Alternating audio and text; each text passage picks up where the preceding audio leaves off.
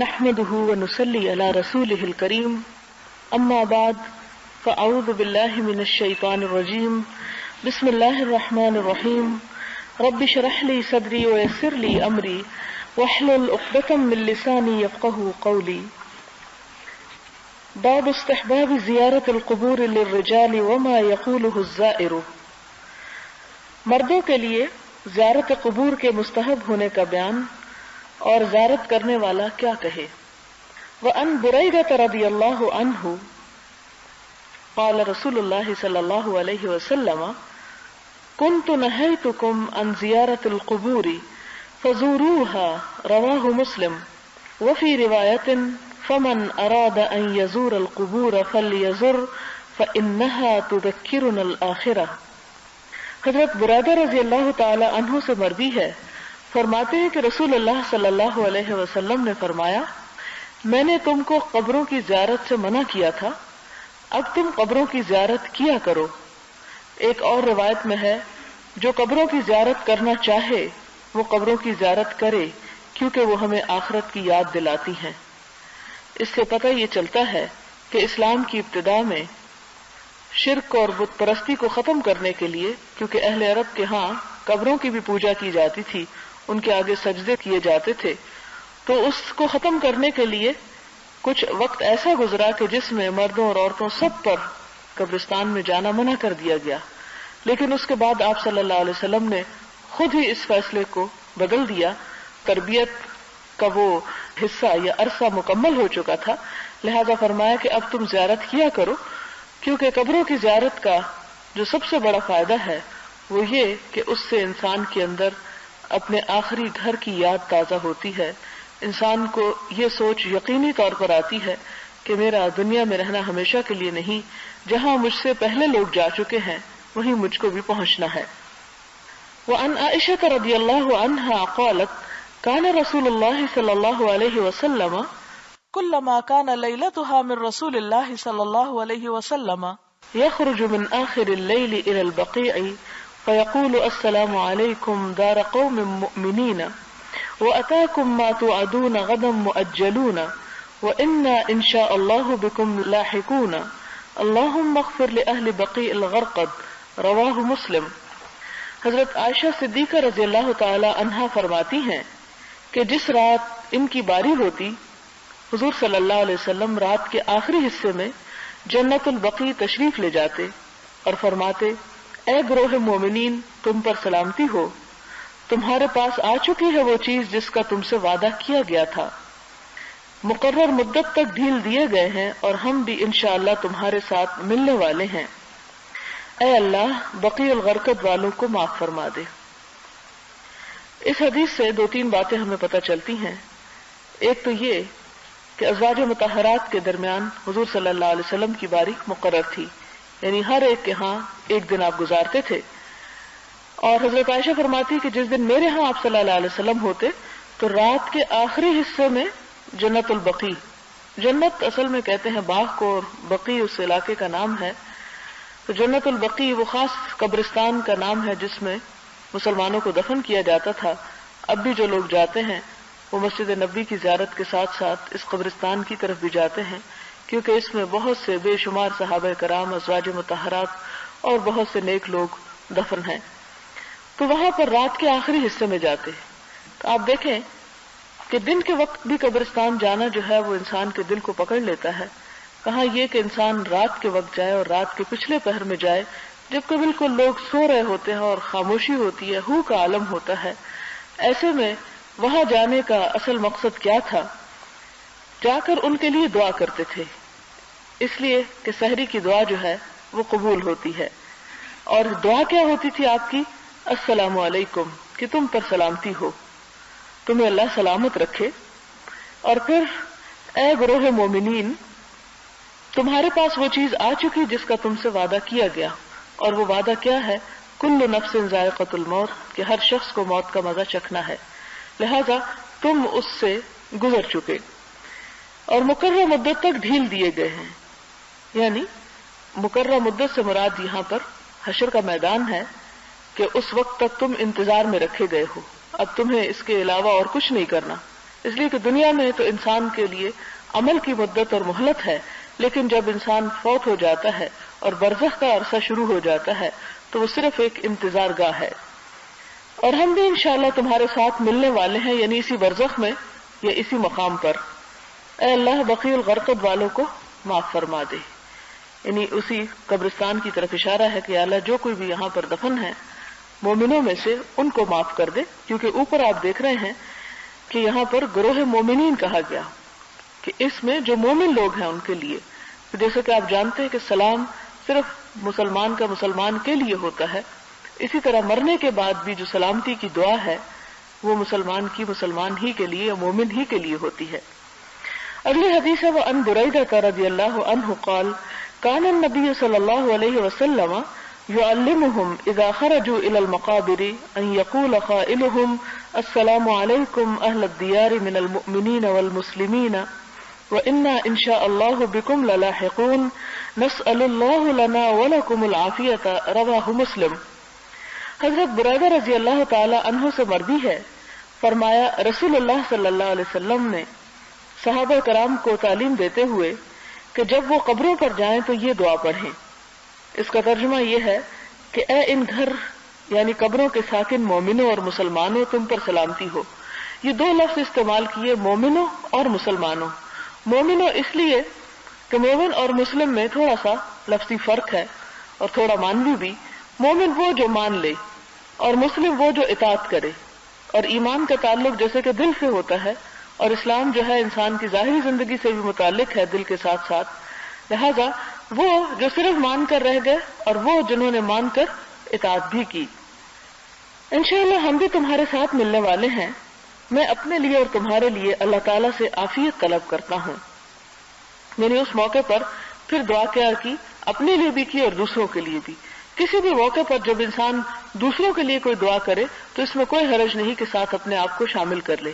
اسی طرح جب اپنے لیے انسان دعا کرے تو یہ زیادہ برکت اور زیادہ قبولیت کا سبب ہو سکتا ہے کہ دوسروں کو بھی اپنی دعاؤں میں یاد رکھے.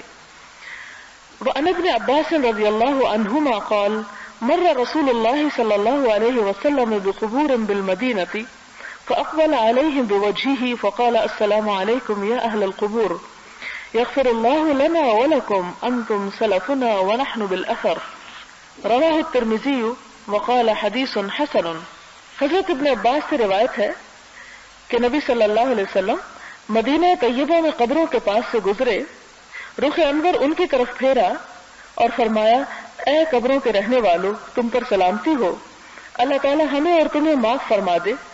تم ہم سے پہلے چلے گئے ہو اور ہم پیچھے آ رہے ہیں. اسے ترمذی نے روایت کیا ہے اور کہا ہے کہ یہ حدیث حسن ہے. اس حدیث اور باقی حدیثوں میں فرق یہ ہے کہ دوسری حدیثوں میں صرف دعا کا ذکر ملتا ہے اور یہاں دعا کا ایک اور سلیقہ نظر آتا ہے کہ دعا کرتے ہوئے قبروں والوں کی طرف اپنا رخ یعنی قبرستان کی طرف رخ ہونا چاہیے. یعنی کہ مثال کے طور پر اگر جیسے آپ گاڑی میں گزر رہے ہیں اور قبرستان کے کنارے سے گزرے تو دعا مانگتے وقت اپنے چہرہ اس طرف موڑ لینا چاہیے. اور اگرچہ انسان گاڑی میں بیٹھا ہوتا ہے اور دل میں دعا پڑھ رہا ہوتا ہے لیکن دعا کا فائدہ زندہ اور مردہ دونوں کو پہنچتا ہے. اگلا باب ہے باب کراہت تمنی الموت بسبب ضر نزل به ولا بأس به لخوف الفتنة في الدین. کسی مصیبت کی وجہ سے موت کی تمنا کرنے کی کراہت اور یہ کہ دین میں فتنہ پیدا ہونے کے خوف سے موت کی آرزو کرنے میں کوئی حرج نہیں. اس کا مطلب یہ ہے کہ خواہ انسان پہ حالات کتنے ہی تنگ کیوں نہ ہو جائیں دنیا کے، اسے اس بات کی اجازت نہیں کہ وہ اپنے لیے موت مانگے. نہ صرف یہ کہ اپنے لیے بلکہ دوسروں کے لیے بھی مرنے کی بد دعا نہ کرے. اور دوسری بات یہ کہ صرف اس صورت میں انسان موت مانگ سکتا ہے جب انسان یہ سمجھے کہ اس کا ایمان یا دین جو ہے اس کو کوئی نقصان پہنچ رہا ہے. عن ابی ہریرہ رضی اللہ عنہ ان رسول اللہ صلی اللہ علیہ وسلم قال لا يتمنى احدكم الموت اما محسنا فلعله يزداد واما مسيئا فلعله يستعتب متفق علیہ وهذا لفظ البخاری. حضرت ابو ہریرہ رضی اللہ تعالی عنہ سے مروی ہے کہ رسول اللہ صلی اللہ علیہ وسلم نے فرمایا تم میں سے کوئی شخص موت کی تمنا نہ کرے کیونکہ اگر تو وہ نیک ہے تو ممکن ہے کہ وہ مزید نیکیاں کر لے اور اگر وہ گناہگار ہے تو ممکن ہے توبہ کر لے. بخاری اور مسلم کی روایت ہے، الفاظ بخاری کے ہیں، جس کا مطلب یہ ہے کہ مسلم میں الفاظ کا فرق ہو سکتا ہے کسی اور روایت کی وجہ سے، یعنی کسی اور چینل سے یا کسی اور ٹرانسمیشن سے آنے کی وجہ سے۔ تو یہاں پر جو بات ہمیں پتہ چل رہی ہے وہ یہ کہ موت کی تمنا کیوں نہیں کرنی چاہیے، یعنی پہلے تم نے پڑھا کہ نہیں کرنی چاہیے، تو سوال پیدا ہوتا ہے کیوں نہیں؟ دو وجوہات، ایک یہ کہ اگر انسان نیک ہے تو وہ اپنے مرنے کی دعا نہ کرے، اس لیے کہ اسے اگر اللہ تعالیٰ نے نیکیوں کی توفیق دی ہے تو اپنی نیکیوں کو اور بڑھا لے، اور یہ بڑی ہوئی نیکیاں قیامت کے دن اس کے درجات کو بلند کریں گی۔ اسی لیے لمبی عمر نیکیوں کے ساتھ انسان کے لیے ایک بہت بڑی نعمت ہے، لیکن برائیوں کے ساتھ اور بھی زیادہ زحمت۔ اس لیے یہاں پر پہلی بات تو یہ بتائی گئی کہ اگر ایک انسان نیک ہے تو وہ نیکیاں کرنے سے کیوں رکنا چاہتا ہے، کیونکہ موت انسان کے عمل کا دروازہ بند کر دیتی ہے۔ اور دوسری بات یہ ہے کہ اگر وہ برا ہے تو بھی موت نہیں مانگنی چاہیے، اس لیے کہ ہو سکتا ہے کہ بعد میں اسے زندگی ملے، وقت ملے، مہلت ملے، کوئی عبرت کی چیز سامنے آ جائے، اللہ تعالیٰ کی طرف سے توفیق ہو جائے، اور اس وقت وہ انسان توبہ استغفار کر لے اور مرنے سے پہلے کی ہوئی توبہ جو ہے آخرت میں نجات کا سبب اور بندوبست کر دے۔ لہذا زندگی اللہ تعالیٰ کی نعمتوں میں سے ایک بڑی نعمت ہے اور اللہ تعالیٰ کی ایک امانت بھی ہے، اسی وجہ سے خودکشی کو حرام قرار دیا گیا، کیونکہ یہ جان، یہ روح، یہ زندگی اور یہ جسم ہمارا اپنا نہیں، یہ اللہ تعالیٰ کی ایک طرح سے امانت ہے، اور امانت جس نے رکھی جب وہ مانگنا چاہے تو ہمیں لوٹا دینا فرض ہے، لیکن اس کے علاوہ اپنی طرف سے اس میں کوئی تمنا نہیں کرنی چاہیے۔ پھر دوسری روایت ہے، وفی روایت لمسلم عن ابی ہریرہ رضی اللہ عنہ عن رسول اللہ صلی اللہ علیہ وسلم قال لا يتمنى احدكم الموت ولا يدعو به من قبل ان يأتيه انه اذا مات انقطع عمله وانه لا يزيد المؤمن عمره الا خيرا۔ اور مسلم کی روایت میں حضرت ابو ہریرہ سے ہی روایت ہے، نبی صلی اللہ علیہ وسلم سے روایت کرتے ہیں کہ آپ نے فرمایا، تم میں سے کوئی شخص موت کی تمنا نہ کرے اور نہ موت کے آنے سے پہلے موت کی دعا کرے، کیونکہ آدمی جب مر جاتا ہے تو اس کے اعمال منقطع ہو جاتے ہیں اور مومن کی زندگی اس کے لیے بھلائی میں اضافہ کرتی ہے۔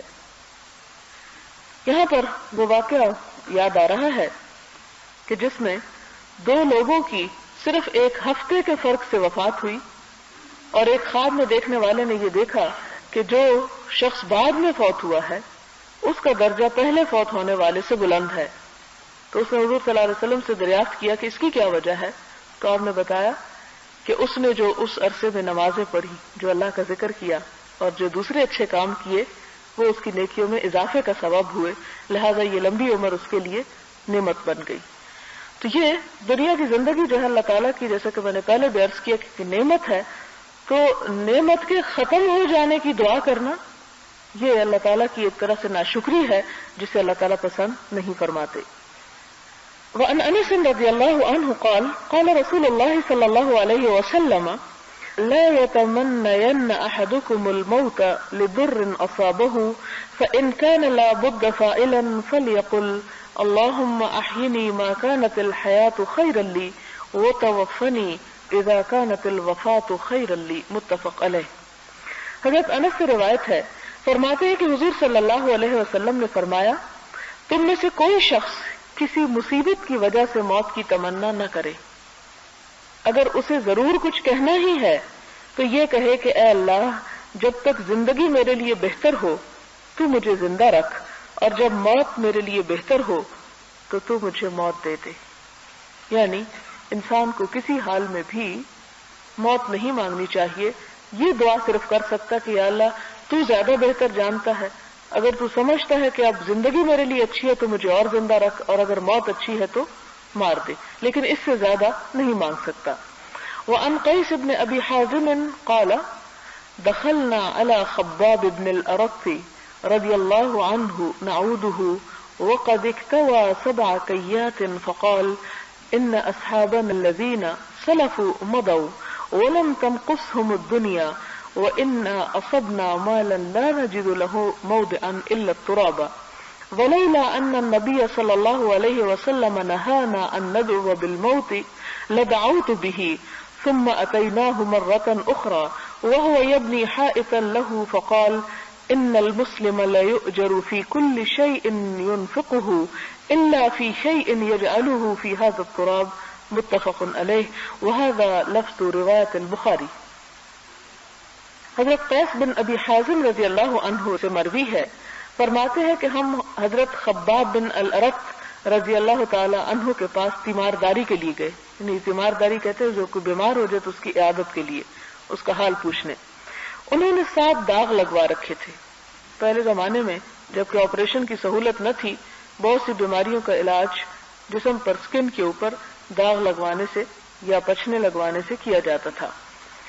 فرمایا ہمارے ساتھی جو ہم سے پہلے تھے وہ جا چکے ہیں، یعنی صحابہ کرام میں سے اپنے دوستوں کو یاد کرتے ہیں کہ بہت سے ہمارے ساتھی دنیا سے رخصت ہو چکے ہیں اور دنیا نے انہیں کوئی نقصان نہیں پہنچایا، یعنی دنیا میں ایمان کی حفاظت اور سلامتی سے رخصت ہوئے، اور ہم نے جو کچھ حاصل کیا ہے اس کے لیے ہمارے پاس مٹی کے سوا کوئی جگہ نہیں۔ مٹی کے سوا کوئی جگہ نہیں یعنی یا تو یہ کہ اس کو مٹی میں دفن کر دیں۔ کیوں؟ آپ کو یاد ہوگا کہ مسلمانوں پر حضرت عمر رضی اللہ تعالیٰ عنہ کے دور میں خوشحالی کا ایسا وقت آیا کہ صدقہ دینے والے تو سب تھے، لینے والا کوئی نہیں تھا۔ اب ظاہر ہے کہ ان کے وہ اپنا مال و دولت کہاں رکھتے؟ فرمایا کہ مٹی میں رکھنے کے سوا اور کوئی جگہ نہیں۔ بینک تو ہوتے نہیں تھے، عموماً لوگ کیا کرتے تھے، زمین کھودتے، اس میں خزانے دباتے اور اس کو بند کر دیتے، اور یہی ان کی حفاظت کا طریقہ تھا۔ اس کے علاوہ وہ کچھ نہ جانتے تھے، کیونکہ چور اور ڈاکو ہر زمانے میں موجود رہے ہیں۔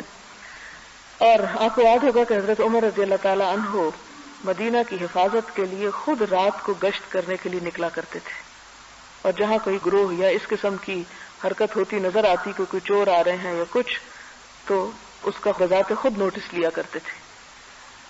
آپ کو یاد ہوگا کہ انہوں نے اسی اپنے گشت کے دوران اس لڑکی کی باتیں سنی تھی کہ جو اپنی ماں سے کہہ رہی تھی کہ دودھ میں پانی نہیں ملانا چاہیے کیونکہ خلیفہ نے منع کر رکھا ہے۔ تو ماں نے کہا خلیفہ اس وقت کہاں دیکھ رہا ہے، اور وہ اس وقت گزرتے ہوئے اس بات کو سن رہے تھے۔ تو اس پر وہ بچی کہنے لگی کہ اگر خلیفہ نہیں دیکھ رہا تو اللہ تعالیٰ تو دیکھ رہا ہے۔ اور صبح کے وقت حضرت عمر نے اپنی بیوی کو اس گھر میں بھجوایا اور اپنے بیٹے کے لیے وہاں سے رشتہ لیا، اور انہی کی اولاد میں سے پھر حضرت عمر بن عبدالعزیز تھے جس نے اموی خلافت کی اصلاح کی تھی۔ تو یہ رزق حلال کی ایک اللہ تعالیٰ کے ہاں دنیا میں بھی انسان کو جزا ملتی ہے۔ بہرحال تو وہ خود یعنی گھوما پھرا کرتے تھے، اور بعض اوقات ان سے کہا جاتا تھا کہ آپ اپنے آپ کو اتنی مشقت میں کیوں ڈالتے ہیں؟ تو وہ کہتے تھے کہ اگر فرات کے کنارے کتا بھی بھوکا مر گیا تو کہیں مجھ سے نہ پوچھ لیا جائے۔ تو یہ احساس ذمہ داری ان کو راتوں کو بھی جگائے رکھتا تھا۔ پھر اس کے بعد کہتے ہیں کہ اگر ہمیں حضور صلی اللہ علیہ وسلم نے موت کی دعا کرنے سے منع نہ فرمایا ہوتا تو میں موت کی دعا کرتا۔ یعنی دنیا کے فتنے طرح طرح سے ہم پہ آ چکے ہیں۔ پھر ہم دوبارہ ان کے پاس گئے تو وہ اپنی ایک دیوار تعمیر کر رہے تھے، گھر بنا رہے ہوں گے۔ فرمایا انسان کو ہر اس چیز پر اجر ملتا ہے جو وہ خرچ کرتا ہے، یعنی کسی بھی چیز پر جب انسان خرچ کرتا ہے جائز اور حلال کام میں، خواہ وہ اپنے گھر والوں کے لباس پر یا کھانے پر یا کسی بھی چیز پر، جیسا کہ حضور صلی اللہ علیہ وسلم نے فرمایا کہ تم اپنی بیوی کے منہ میں جو لقمہ ڈالتے ہو، یعنی اسے جو کھلاتے ہو، اس کا نان نفقہ جو پورا کرتے ہو، وہ بھی تمہارے حق میں صدقہ لکھا جاتا ہے، مگر جو اس مٹی میں ڈال دیتا ہے اس پر نہیں۔ یعنی وہ پیسہ جو بند کر کے کسی جگہ پر جسے کوئی انسان یا کوئی چیز فیض حاصل نہیں کرتی، تو اس پیسے کا اس جگہ پہ رکھنے کا کوئی اجر اور ثواب نہیں۔ اس کے علاوہ انسان کسی بھی رنگ میں اور کسی بھی طریقے سے اپنا مال جہاں بھی خرچ کرے اس پر اجر اور ثواب پاتا ہے۔ باب الورع وترک الشبہات، پرہیزگاری اور شبہات ترک کرنے کا بیان۔ قال اللہ تعالی وتحسبونہ ہینا وہو عند اللہ عظیم، وقال تعالی ان ربک لبالمرصاد۔ اللہ تعالیٰ نے ارشاد فرمایا اور تم خیال کرتے ہو کہ یہ معمولی بات ہے، حالانکہ یہ بات اللہ تعالیٰ کے نزدیک بہت بڑی ہے۔ اور اللہ تعالیٰ نے ارشاد فرمایا بے شک آپ کا رب سرکشوں اور مفسدوں کی طاق میں ہے، وہ اس کے نشانے پر ہیں، کہیں بھاگ کے نہیں جا سکتے۔ تو یہاں پر یہ پہلی آیت ہے کہ تم کسی بھی کام کو یا کسی بھی برائی کو چھوٹا سمجھتے ہو، ہینن آسان اور بہت معمولی چیز، وہو عند اللہ عظیم، حالانکہ اللہ کے نزدیک وہ بہت بڑی بات ہوتی ہے. یعنی کسی بھی گناہ کو یہ سمجھ کر نہیں اختیار کرنا چاہیے کہ یہ تو چھوٹی سی بات ہے. نہیں، دیکھنا یہ چاہیے کہ نافرمانی کس کی ہے، وہ کتنی بڑی ہستی ہے.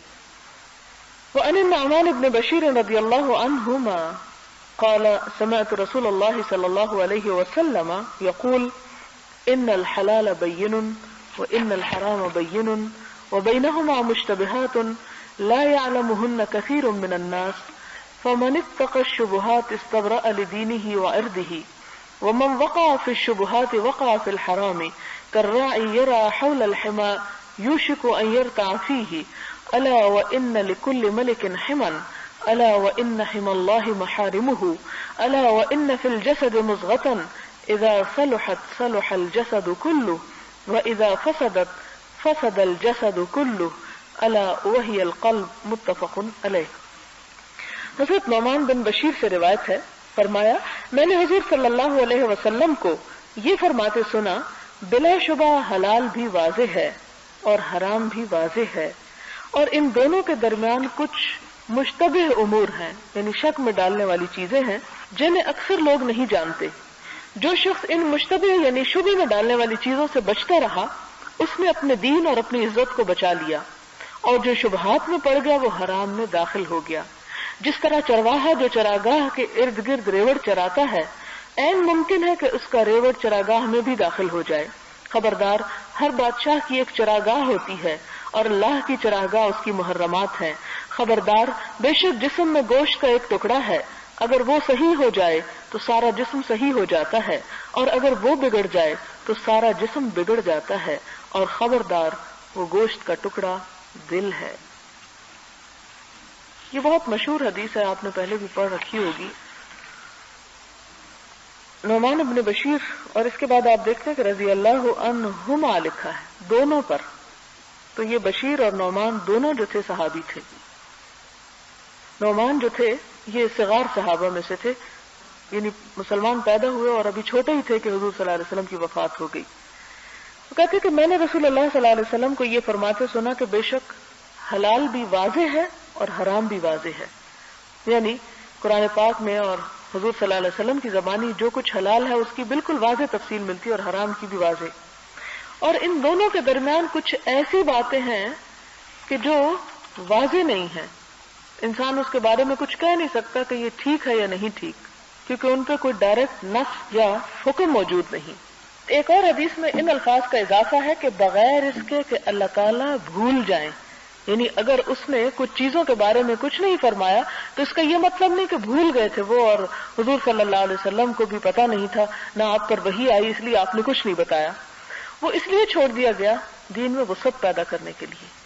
تو فرمایا کہ ان دونوں کے درمیان کچھ ایسی چیزیں بھی ہیں کہ جو شک و شبہ میں انسان کو ڈال دیتی ہیں. اس موقع پر کیا کرنا چاہیے؟ شک و شبہ والی چیز کو چھوڑ دینا چاہیے. یہ تقویٰ کی علامت ہے. اس کے آپ بہت سی مثالیں آپ زندگی میں دیکھ سکتے ہیں. مثال کے طور پر آپ نماز پڑھ رہے ہیں، آپ کو پتا ہے کہ ظہر کی نماز 4 رکعت ہے، بالکل واضح، اور آپ کو یہ پتا ہے کہ اگر میں 1 رکعت چھوڑ دوں تو نماز نہیں ہوگی، یہ بھی بالکل واضح ہے بات. اب ہوتا ہی ہے کہ آپ نماز میں بھول جاتے ہیں، شک پڑ جاتا ہے کہ میں نے 2 پڑھی ہیں یا 3 پڑھی ہیں، 4 پڑھی ہیں یا 3 سلام پھیروں یا نہ پھیروں. ایک بے چین کن شک پیدا ہو جاتا ہے انسان کے اندر. ایسے موقع پر انسان کو کیا کرنا چاہیے؟ شک چھوڑ کر یقین کا رستہ اختیار کرنا چاہیے. اور اس کا کیا مطلب ہے؟ اس کا مطلب یہ ہے کہ اگر 3 اور 4 میں شک پڑ جائے تو ان کو 3 بنا کر، یعنی اصل میں شک تو 4 میں ہے، 3 میں تو شک نہیں، یعنی 3 تو پکی ہیں، 3 تو پڑھی ہیں، اس کا تو آپ کو یقین ہے، لیکن شک اس بات میں ہے مثلاً کہ آپ نے چوتھی پتہ نہیں پڑھی ہے کہ نہیں پڑھی. تو ہونا یہ چاہیے کہ شک کو دور کرنے کے لیے یقینی چیز کو لے لیا جائے، یعنی 3 کو 3 بنا لیا جائے اور چوتھی اور پڑھ لی جائے. اور پھر اس کے بعد سجدہ صاحب وغیرہ کی تفصیلات مزید ملتی ہیں جس کا یہاں پر ذکر کا موقع نہیں. لیکن اس مثال سے آپ یہ سمجھ سکتے ہیں کہ ایسے موقع پر جب شک پڑ جائے کسی چیز میں تو اس شک کو چھوڑ دینا چاہیے تاکہ اطمینان ہو. اسی طرح مثال کے طور پر آپ دیکھیں کہ جرابوں پر مسے کی بات ہے، موزوں کے اوپر مسا ہو جاتا ہے. اس میں کوئی قید نہیں بتائی گئی ہمیں کہ کس قسم کی جرابیں ہوں. فقہاء نے کئی ایک پابندیاں لگائی ہیں، لیکن وہ کسی بھی قرآن پاک کی آیت یا حدیث رسول صلی اللہ علیہ وسلم سے ثابت نہیں کہ وہ کیسی جرابیں ہوں. جو شریعت کا منشا یا مرضی سمجھ میں آتی ہے وہ یہ ہے کہ لوگوں کو سردی کے موسم میں یا کسی بھی وجہ سے اگر انہوں نے پہن رکھی ہے تو مشقت سے بچایا جائے کہ بار بار وہ اتار کر وضو نہ کرے اور ٹھنڈک سے بچے. اب اس میں بعض اوقات یہ ہوتا ہے کہ انسان کی جرابیں ایسی تھی کہ جو بہت ہی پتلی ہوتی اور انسان کو ایک شبہ ایک بے چینی سی ہوتی ہے کہ پتہ نہیں تو مسا کرنا چاہیے کہ نہیں, یا یہ ہے کہ پھٹی ہوئی جراب پر مسا نہیں ہوتا. تو وہ جو ہی ایسی کوئی چیز نظر آ جائے یا دل میں شک پیدا ہو جائے تو اس کو چھوڑ کر یقین کی حالت اختیار کی جائے تاکہ نماز اور دیگر عبادات میں سکون اور یکسوئی پیدا ہو. کیونکہ اگر انسان سکون کے ساتھ اور اطمینان کے ساتھ نماز نہیں پڑھتا تو اس صورت میں اس کی نماز نہیں ہوتی. اسی طرح اور بھی باقی زندگی میں بے شمار مثالیں آپ کو مل سکتی ہیں. اور اصول کیا ہے؟ دع ما یریبک الی ما لا یریبک. اس چیز کو چھوڑ دو جو تمہیں شک میں ڈال رہی ہے اور وہ چیز لے لو جو تمہیں شک میں نہیں ڈالتی. پھر اس کے بعد فرمایا کہ جو شک و شبہ والی چیزوں سے بچا اس نے اپنے دین اور عزت کو بچا لیا. یعنی ہر معاملے میں ایسی چیزوں سے بچنا چاہیے کہ جس سے عزت یا انسان کے نام یا کسی بھی چیز پر حرف آتا ہو صرف اس وجہ سے کہ لوگوں کے اندر اس سے بدگمانی پیدا ہونے کا ڈر ہو. مثلا آپ دیکھیں کہ اگر آپ کسی ایسی جگہ پر جاتے ہیں کہ جہاں پر اچھے نیک یا شریف لوگ نہیں جاتے تو آپ کو وہاں سے کوئی نکلتے ہوئے دیکھ لے تو خواہ آپ کسی بری نیت سے نہ بھی گئے ہوں تو اس کا نتیجہ کیا ہوگا کہ لوگ آپ کے بارے میں شک کرنے لگیں گے. فرمایا کہ اپنے آپ کو جو شک والی چیز سے بچا لے تو اس نے اپنے دین اور اپنی عزت کو بچا لیا, یعنی لوگوں کو انگلی اٹھانے کا موقع نہ دیا. اور جو شبہات میں پڑ گیا یعنی شک والی چیزوں کو یہ سوچ کر اختیار کر لیا کہ اس میں کون سی یعنی کوئی واضح بات نہیں ہے کہ حرام ہے کہ نہیں, تو فرمایا کہ وہ حرام میں داخل ہو گیا. کہ جب آپ کسی دریا میں اترتے ہیں تو کنارے پہ تو پانی تھوڑا ہی ہوتا ہے لیکن کنارے کے اندر جس نے پانی میں قدم رکھ لیا خواہ وہ تھوڑا تھا شیلو تھا تو آہستہ آہستہ وہ آگے جا کے ڈوب سکتا ہے. تو اسی طرح اگر کوئی شخص حرام کے کنارے کنارے پھرتا ہے تو قریب ہے کہ حرام کے اندر بھی جا گرے. اس کی مثال دی گئی کہ جس طرح وہ چرواہا جو چراگاہ کے ارد گرد ریوڑ چراتا ہے, یعنی چرواہا وہ جو بکریاں چرانے والا مثال کے طور پر وہ کسی اور شخص کی زمین کے قریب قریب باؤنڈری وال کے قریب قریب بکریاں چرا رہا ہے تو قریب نہیں کہ کوئی جانور خود اگر نہ بھی ادھر جائے تو منہ مار کے اندر سے دوسرے کی زمین سے وہ کھا لے جو کہ اس کے کھانے کا حق نہیں. تو اسی طرح فرمایا کہ جو شخص حرام کے پاس پاس پھرتا ہے کوئی بھی ایسا کام جو صریحاً حرام نہیں لیکن مشکوک چیز ہے تو اس کا نتیجہ کیا ہوگا, وہ ایک دن حرام میں داخل ہو جائے گا, پھر اس طرف اس کا پھسلنا آسان ہو جائے گا. آپ دیکھیں کہ جب انسان فرش پر چلتا ہے زمین پر چلتا ہے تو اس کے 2 قدموں کے نیچے کتنی جگہ ہوتی ہے؟ تھوڑی سی جگہ ہوتی, 1-1.5 فٹ ہوتی ہوگی چوڑی. لیکن اگر آپ 1-1.5 فٹ چوڑی دیوار کے اوپر چل رہے ہوں تو کیا محسوس ہوتا ہے کہ ابھی ادھر گرے یا ادھر گرے, حالانکہ آپ کے پاؤں رکھنے کے لیے اور چلنے کے لیے وہ جگہ کافی ہوتی ہے.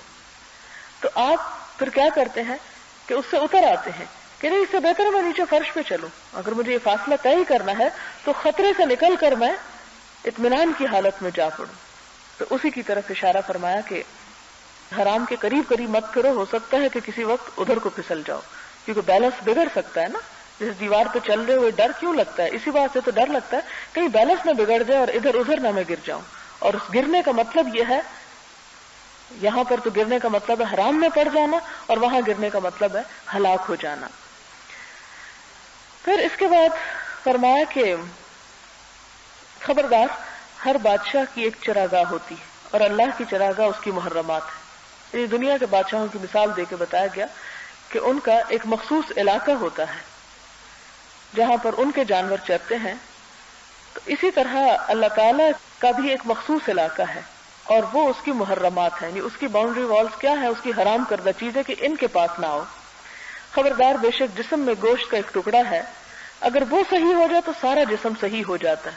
آپ دیکھیں فزیکلی بھی اور مانوی طور پر بھی, اگر دل کی جسمانی حالت درست ہے تو انسان صحت مند ہے, اگر اس میں بگاڑ پیدا ہو جائے تو باقی سارے جسم کی صحت انسان کو کوئی فائدہ نہیں دیتی. انسان دیکھیں جو ہارٹ اٹیک سے فوت ہوتے ہیں ان کی ناک, آنکھیں, کان ہر چیز کام کر رہے ہوتے ہیں لیکن ایک دل بگڑا تو سب کچھ بگڑ گیا. اور روحانی طور پر بھی آپ دیکھیں کہ سب سے پہلے وسواس اور ہمزات الشیاطین اور اسی طرح بدگمانیاں اور برائی کی خواہش، یہ سب کہاں پیدا ہوتا ہے؟ دل کے اندر پیدا ہوتا ہے. پھر اگر انسان اس پر قابو پا لے تو کامیاب ہو گیا، اور اگر انسان اپنے آپ کو ڈھیلا چھوڑ دے اور ان چیزوں میں ملوث کر لے تو اس کا نتیجہ کیا نکلے گا؟ وہ ایک دن ہلاک ہوگا.